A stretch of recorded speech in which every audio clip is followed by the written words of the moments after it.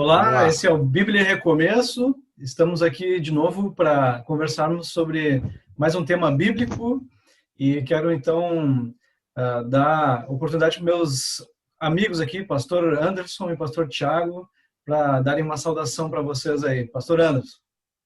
Olá, meus amigos, uma alegria estar aqui com vocês. Vamos aprender mais acerca da palavra de Deus. Oi, eu sou o Thiago.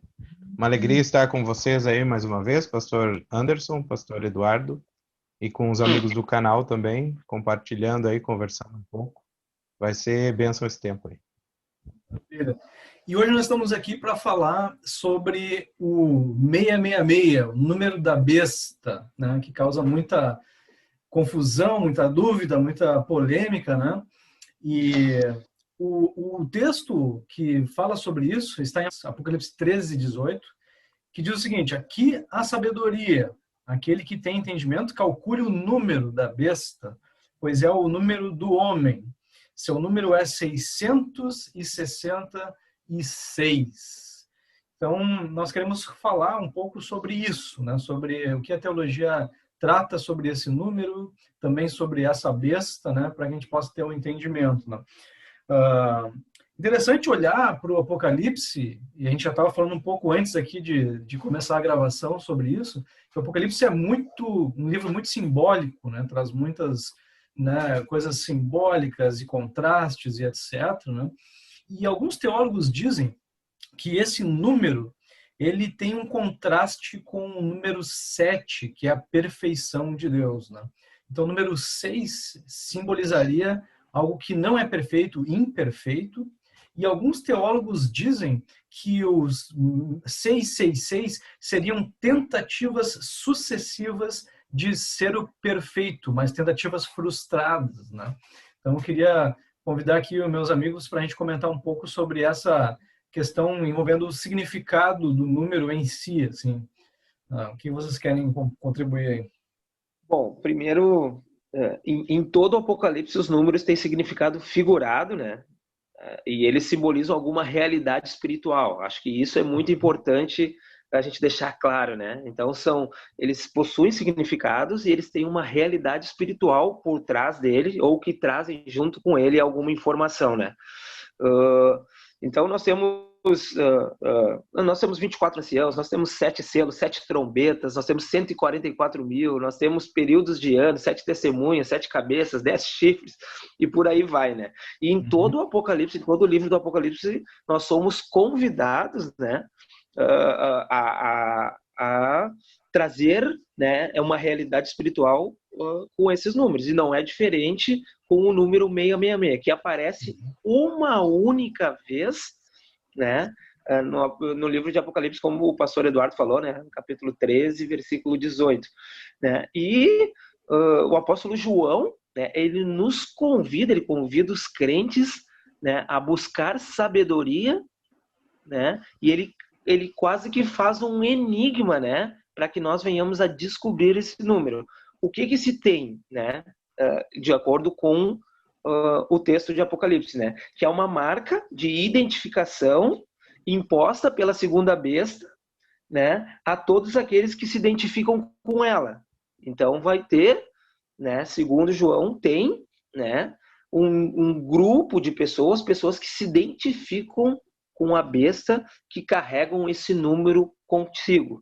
Né? A partir daí, que eu vejo como algo simbólico, a gente vai começar a desmembrar e entender, então, o que seria esse 666.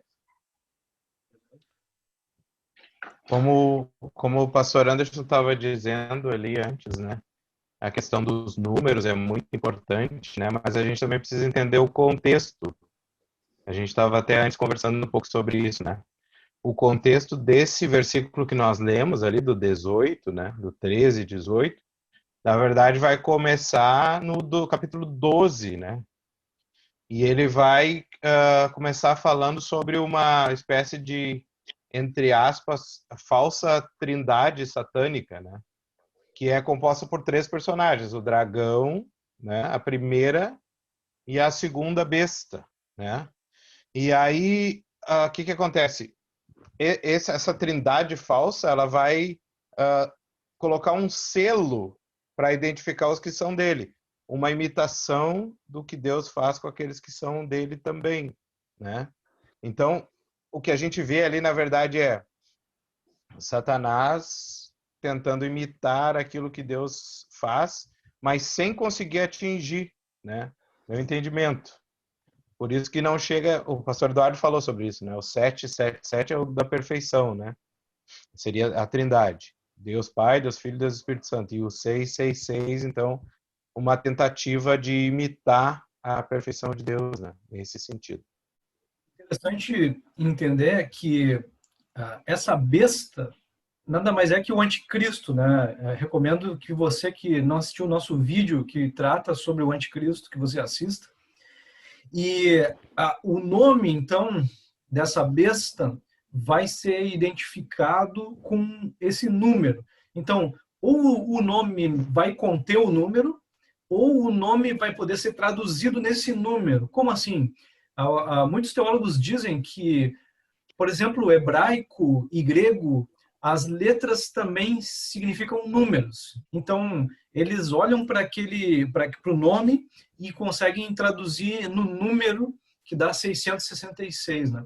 Alguns ventilam que o nome de Nero, né, Nero César, podia ser traduzido nesses números e formaria, então, o 666, e que ele já seria, então, um anticristo. Outros dizem que na época de Domiciano lá havia uma lenda lá, havia uma crença de que Nero ressuscitaria e voltaria para conquistar Roma de novo. Então seria uma figura assim mesmo apocalíptica, né? Então alguns veem isso dessa forma, né? Alguns teólogos dizem que como ninguém sabe quando Jesus vem e Satanás também não sabe quando Jesus vem, que ele tem preparado um anticristo em cada geração. Então, que isso não estaria muito longe não seria uma coisa assim muito absurda de se pensar que Nero César fosse uma possibilidade de anticristo, como Hitler pode ter sido uma possibilidade de anticristo. Então, não descarto essa visão de que Satanás esteja preparando em cada geração alguém que poderia ser o anticristo, né, caso acontecesse a volta de Cristo naquela geração, né? Então, eu acho que é interessante lembrar que o nome vai ter relação com esse 666 aí, né? Vai ser identificado com esse 666, é o que o João está falando, né?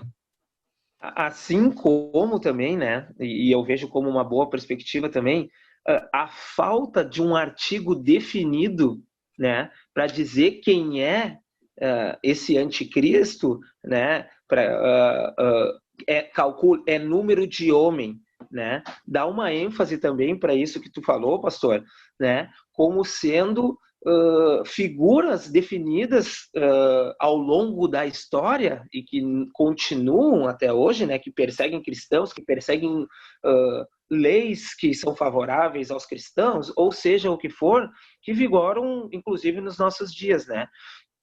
Mas o que eu acho muito significativo é que sobre a besta, que o número, né, ele seria colocado na testa, né, e seria colocado receber a marca da besta na testa e no braço, se eu não me engano, né, sim, em duas partes do corpo, né.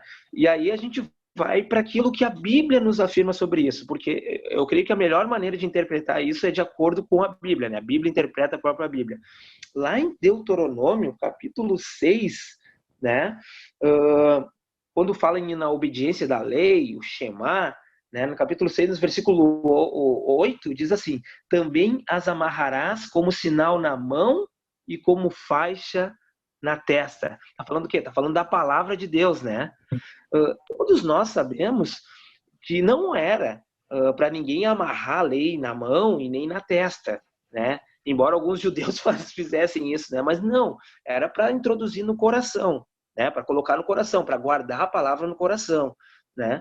Da mesma forma, o 666 não vai ser uma tatuagem, creio que não vai ser um microchip que vai ser introduzido no ser humano, não, é uma identificação com o anticristo E também, pastor Eduardo, com o falso profeta. É bom que se diga, né, que esse 666 que o pastor Tiago falou, né, um dos meias é o dragão, que é identificado como Satanás, a antiga serpente. Uma das bestas saiu do mar e uma das bestas saiu da terra. Então, o dragão, o falso profeta e o anticristo, né?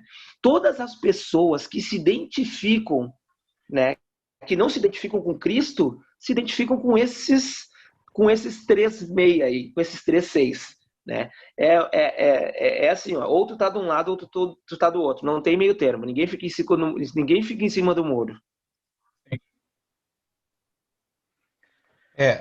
Na verdade, assim, tem muita gente especulando, né, o que significa tanto o 666, como tu mesmo falaste, né, Eduardo, essa questão de ficar calculando, enfim, para achar, e também o que é a marca, né? E, na verdade, apesar de toda essa especulação, a gente, como bem o Anderson disse, na Bíblia não tem nada que afirme que é isso ou é aquilo, né? Enfim, o fato é que o pessoal que lia isso muito provavelmente entendia muito melhor do que nós, né? Os primeiros leitores, né? Quando receberam isso. Mas para mim o que fica de mais interessante ali é o que ele afirma ali dizendo assim, ó, deixa eu ler aqui na Bíblia, tá? Aqui está a sabedoria. Aquele que tem entendimento calcule o número da besta. Para mim esse calcular não é necessariamente um calcular matemático, né? Mas é mais no sentido de, meu entendimento, tá? De discernir o que é de Deus e o que não é, né? Como o pastor Anderson bem disse ali, essa questão aí da marca é uma identificação, né? Então, aquele que tem sabedoria, ele tem que entender o que é de Deus, o que não é de Deus, para se identificar com aquilo que é de Deus ou não, enfim, né? Para escolher o seu lado. Meu entendimento ali, quando ele diz isso, é mais ou menos nesse sentido de interpretar, de saber interpretar o que vem de Deus e o que não vem. E interessante a gente olhar um pouco no contexto do capítulo 13 de Apocalipse, que, como o pastor Anderson estava dizendo, alguns vão se identificar com a besta, vão se associar até, né? E esses vão ter essa marca, né?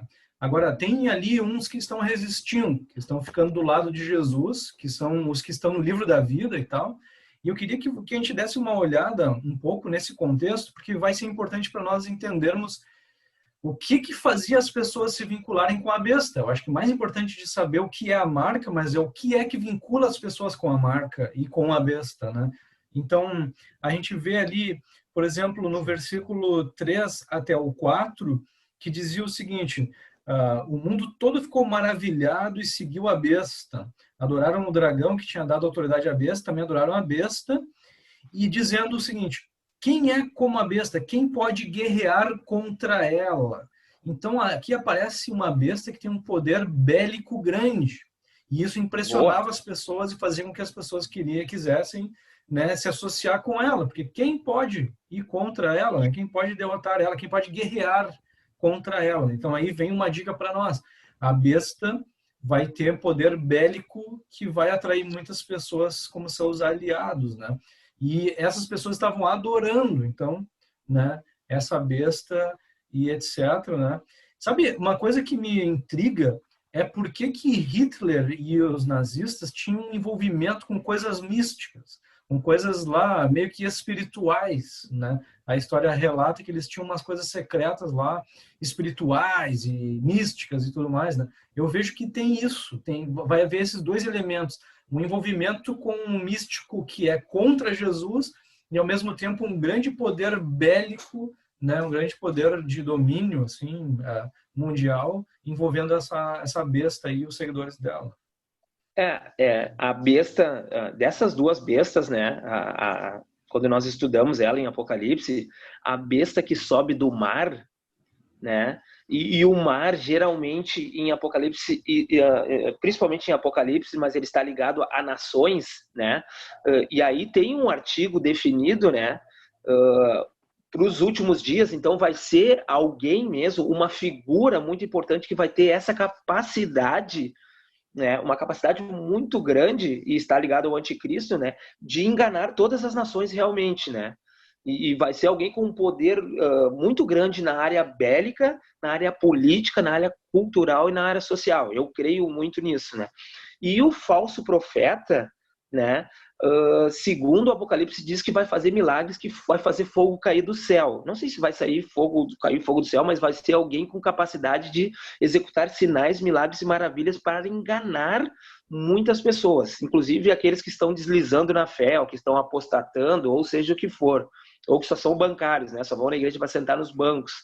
Então, tanto uma besta, que é o anticristo, contra a outra besta, né, que é o falso profeta, eles vão ter capacidades de enganar quem é besta, né? Quem é besta, essa é a verdade. Vão ter essa capacidade de enganar quem é besta. Vão ter essa capacidade de te fazer adorá-los. Eu ia também dizer isso. É importante notar que a besta não tinha só poder bélico, mas tinha poder sobrenatural também, né? É verdade. Principalmente o falso profeta, né? Como o Apocalipse bem fala sobre isso. Então, é por isso que muita gente será enganada quando isso acontecer, né? Justamente por todo esse poder, né? Toda essa questão, tanto de armas quanto espiritual, né? E uma marca importante vai ser que ali no versículo 5 e 6 diz que a besta tinha palavras arrogantes e blasfemas, ou seja, ela além de ter palavras arrogantes, tinha palavras contra Deus, contra Jesus. Então alguém que militava contra o cristianismo, né? E interessante que diz isso ali no 5 e 6, e em seguida vai falar no 8 até o 10, que existiam então pessoas que não adoravam ela, que não seguiam ela, né? Diz ali, todos os habitantes da terra adorarão a besta, a saber, todos aqueles que não tiveram seus nomes escritos no livro do Cordeiro, no livro da vida do Cordeiro, que são os crentes, que são os cristãos, né, os seguidores de Cristo, que é o Cordeiro, né? Interessante que ele fala depois aqui que para esses que não seguem a besta, haveria cativeiro, morte à espada e etc, né? E no fim diz, aqui estão a perseverança e a fidelidade dos santos. Ou seja, vai ser um tempo de perseguição dos cristãos. A besta vai ser arrogante, blasfema contra Jesus, perseguidora de cristãos, e os cristãos, para perseverarem no foco de Jesus, vão ser perseguidos de forma a serem mortos e tudo mais, né? Agora, assim, o que eu quero trazer para nós, uma reflexão, e para quem vai nos ouvir, uma reflexão interessante, é para quem estava recebendo, as igrejas que estavam recebendo esta carta, né, no ano de 95, 96 depois de Cristo, no primeiro século, né? O que acontecia naquele contexto, naquelas 7 igrejas da Ásia Menor? O que acontecia naquelas 7 igrejas? Primeiro, né, uma vez por ano, né, toda a colônia romana, então todas aquelas igrejas, todo o povo que estava vinculado nas colônias romanas, eles deveriam queimar incenso, né, e dizer César é o Senhor, né, e blasfemar a Cristo, né? Se eles não fizessem isso, né, eles morreriam. Um deles, se a gente lê a carta à igreja de Pérgamo, vai estar escrito que Antipas, né, Antipas, meu servo, morreu, né, por mim. Basicamente isso, né? Quem foi Antipas? Daí a gente vai começar a estudar os pais da igreja, e Irineu, Policarpo vão escrever sobre esses camaradas aí. Então foram pessoas que tiveram contato com eles, né? E Antipas foi morto da seguinte forma, pastor Eduardo, pastor Tiago. Foi feito um boi de bronze por ele não adorar a César, né? Foi feito um boi de bronze, ele foi colocado dentro, né? Foram num estádio para as pessoas verem isso, foi colocado fogo e ele foi colocado esse boi no meio do fogo. Cada vez que ia esquentando, né, e o boi ia ficando vermelho, ele ia morrendo ali. Então ele morreu queimado dessa maneira, né? Então, né, as pessoas que não adoravam a César, primeiro, algumas poderiam morrer, né? Como esse pastor Antipas morreu, né? E outras perdiam seus negócios, né? Porque eles não participavam das festas pagãs, e as festas eram regadas à bebida e à comida sacrificada àqueles ídolos, né? Então essas pessoas, elas não se identificavam com o padrão, com o sistema daquele mundo, por não adorar o imperador, que era o anticristo, que era César. Então eles entendiam muito bem aquela carta, isso aí que eles estavam recebendo, essa informação que eles estavam recebendo. Outra coisa, aquelas pessoas que se identificavam a fundo com as suas divindades, eles se tatuavam, eles se marcavam, né? Então quem era identificado, existia um panteão de deuses naquele tempo, e as pessoas se identificavam, né? E se marcavam, se tatuavam, né? Então eles sabiam que eles não podiam se tatuar, não podiam se identificar com aqueles deuses. Então todo mundo que estava recebendo aquela carta estava entendendo que eles não podiam se identificar com adorar o imperador, que era o anticristo daquele tempo, que eles não podiam se identificar com aquelas festas pagãs daquele tempo, e por aí vai. Porque se a gente estudar, se a gente ler as cartas, né, a gente vai entender esse contexto. Outra coisa, né? Apocalipse 7, versículo 13 diz assim: não danifiqueis a terra, nem o mar, nem as árvores, até que hajamos selado nas suas testas os servos do nosso Deus. Uma marca na testa, que é uma marca, que não é uma marca que nem o 666, né? Que não é uma marca, mas é uma marca que identifica aqueles que são de Deus. Efésios 1:13 diz que nós somos selados com o Espírito Santo. Não é uma marca. Eu não tenho uma marca visível dizendo que eu sou de Cristo, eu apenas me identifico com Cristo, né? Outro se identifica com Cristo, que é o 7, outro se identifica com o diabo, com a besta, que é o 666. Não tem outra escolha. E Apocalipse 14:1 fala a mesma coisa, né? Que fala sobre os 144 mil que em suas testas tinham escrito o nome de seu pai. Mais uma vez, né? Fazendo uma paródia ou um contraste, né? Com a marca do 666. Que realmente isso não é uma tatuagem, não é algo colado, não é um chip, não é nada disso, né? Essa marca na testa ali é como tu disse, é uma identificação de que pertence a Deus, né? Assim como a marca da besta ali seria uma identificação de que pertence a Ele. E uma coisa que eu acho interessante é a seguinte, ó, que o sexto selo, a sexta trombeta e a sexta taça vão descrever o juízo de Deus sobre os seguidores da besta. E daí o sétimo selo, a sétima taça, descreve os juízos já no estabelecimento do reino. E a sétima trombeta fala do reino de Jesus na terra, né? Então, de novo, tem a questão dos 6, tentando imitar, né? A imitação barata da perfeição de Deus, que é o 7. Excelente, exatamente isso. Muito bom. Então, é importante entender que a gente vai ter os identificados com a besta, e um pouco antes ali do versículo 18, no versículo 16, 17 ali, descreve que todos receberiam esse sinal, né? E ele diz que isso foi uma coisa que obrigatória, obrigou todos, pequenos e grandes, ricos e pobres, livres e escravos, a receberem certa marca na mão direita ou na testa, para que ninguém pudesse comprar nem vender, a não ser quem tivesse a marca.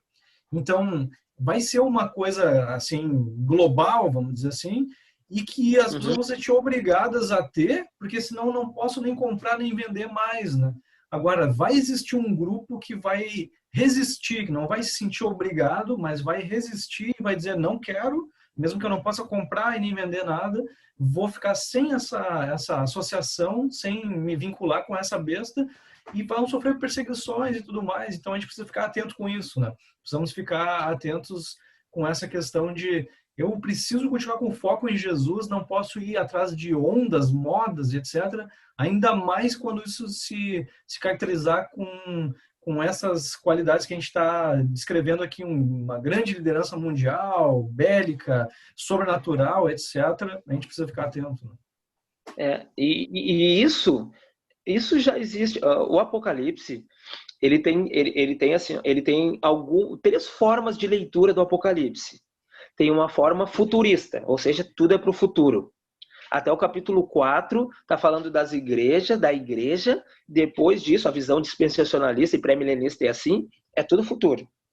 Tem a visão preterista, ou seja, é tudo passado, tudo já aconteceu. Tá? E tem a visão que eu creio que seja a correta, que é a historicista. Ou seja, algumas coisas apontam lá para o Antigo Testamento. Eu li um texto do Antigo Testamento aqui, né?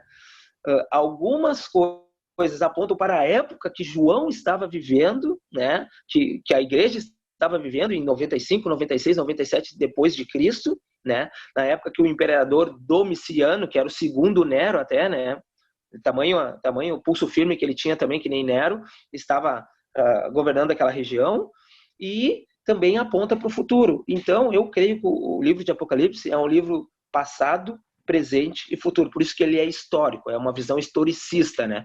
Então, isso que tu falaste, pastor, já acontece, né? Porque se tu é cristão e tu tá talvez tu não entra num esquema de corrupção numa grande empresa, tu é colocado de fora, tu pode até ser demitido. A gente tem vários relatos de pessoas assim, né? Por tu não participar de algumas coisas que o sistema te impõe, tu é escanteado, né?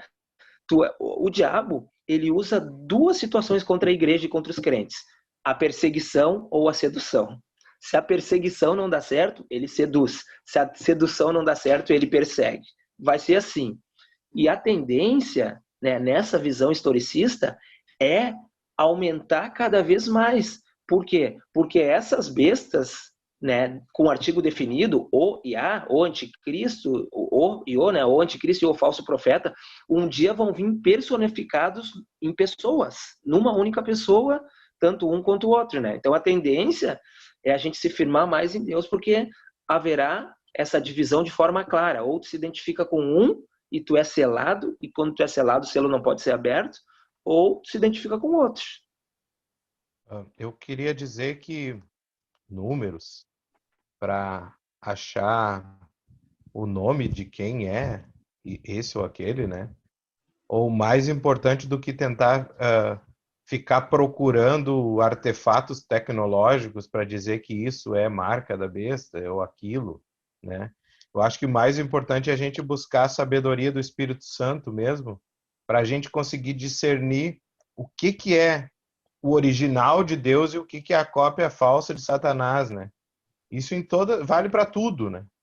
Mas também para que a gente esteja preparado para caso a gente esteja vivendo esses últimos dias, pode acontecer que de uma hora ou outra apareça o anticristo e a besta, né? Como o Anderson disse bem ali, né? A gente tem que estar preparado para discernir o que é de Deus e o que não é, né? Eu acho que para nós é mais importante isso do que calcular nome ou descobrir qual é o invento científico que vai ser a marca da besta. Eu quero mais uma vez, né? Primeiro agradecer, foi muito bom mesmo. E falar que mais uma vez, né? Aquilo que eu comecei no início da minha fala dizendo que os números são simbólicos e eles trazem uma realidade espiritual, né? Eu não quero me identificar com 666 porque eu sei que eu estou entre os 144 mil que receberam os selos na testa, né? 144 mil, mais uma vez, é 12 elevado numa potência alta, que indica um número, né, total, infinito de crentes que estão na glória, que estarão na glória, né? 144 mil, na minha perspectiva, né, não é um número de judeus, não é um número específico, só, né, um número fechado ali, mas é um número alto e grande de pessoas salvas, seladas em Cristo Jesus, né? Então, a minha palavra é que nós sejamos perseverantes, né, para ter a certeza que nós estamos entre os 144 mil que receberam o selo na testa escrito o nome de seu Pai, né? Eu quero continuar sendo esse. Sabe que, como o pastor Anderson falou, a gente já vive, de certa forma, algo desse tipo hoje. Existe uma corrente, né, que tenta nos levar, e eu acho que nós precisamos já, desde agora, nos prepararmos, porque essa corrente vai aumentar, né? Com essa chegada final da besta, isso vai ser maior, então nós estamos num bom momento de nos treinarmos e permanecermos do lado da verdade, do lado do que Jesus nos ensinou, né? tanto em situações de emprego quanto situações do dia a dia. Nós precisamos, de fato, combater a corrupção começando em nós, não nos envolvermos em sistemas corrompidos, né, em culturas corrompidas, em seduções de sensualidade, etc.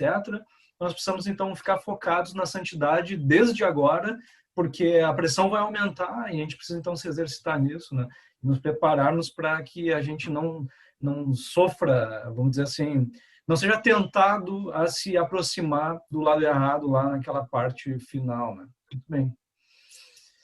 Então tá, meus irmãos, muito obrigado aí pela participação de vocês aí, foi ótimo. Show de bola. Muito bom.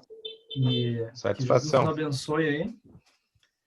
Um abraço aí, pessoal que nos acompanha em Bíblia Recomeço. Em breve estaremos de novo aqui conversando mais um pouco com vocês. Grande abraço. Valeu.